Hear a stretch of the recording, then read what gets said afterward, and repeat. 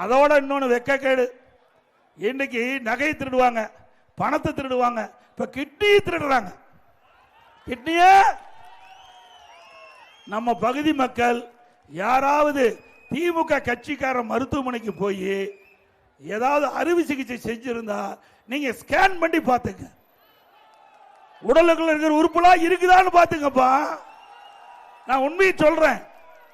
ஏன்னா திராவிட முன்னேற்ற கழக அரசு திமுக கட்சி சேர்ந்த ஒருவர் அவருடைய மருத்துவமனையில் இந்த கிட்னி முறைகேடு நடைபெற்றதா புகார் வந்து திமுக அரசாங்கமே ஒரு குழு போட்டு அந்த குழு வந்து அந்த மருத்துவமனையை சோதனையிட்டு அதுல முறைகேடு நடைபெற்றதா கண்டுபிடிக்கப்பட்டு அங்கே அறுவை சிகிச்சை செய்கின்ற அனுமதியை ரத்து பண்ணியிருக்காங்க. உறுப்பு மாற்று அறுவை செய்கின்ற அனுமதியை ரத்து பண்ணியிருக்கிறாங்க. ஆனால் கைது செய்யவில்லை.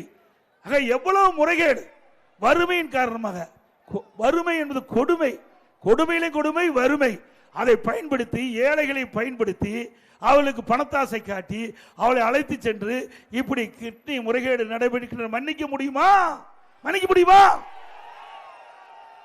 அதே போல நாமக்கல் மாவட்டத்தில் பள்ளிப்பாளையத்தில் ஒரு பெண் பணத்தாசை காட்டி வறுமையின் காரணமாக அவரை அழைத்து போய் கிட்னிக்கு பதிலாக கல்லீரல் எடுத்துட்டாங்க.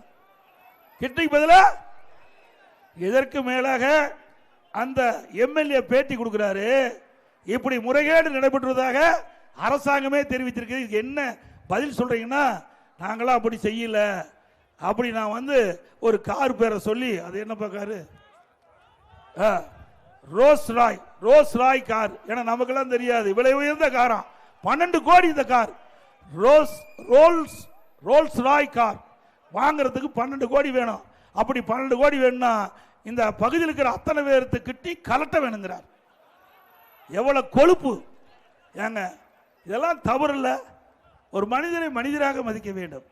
ஏழையாகவும் சரி பணக்காரரும் சரி யாராக இருந்தாலும் மதிக்க வேண்டும். ஒரு சட்டமன்ற உறுப்பினர் மக்களுக்கு சேவை செய்யக்கூடிய பொறுப்பில் இருக்கின்றவர் இப்படி பேசுவது சரியா?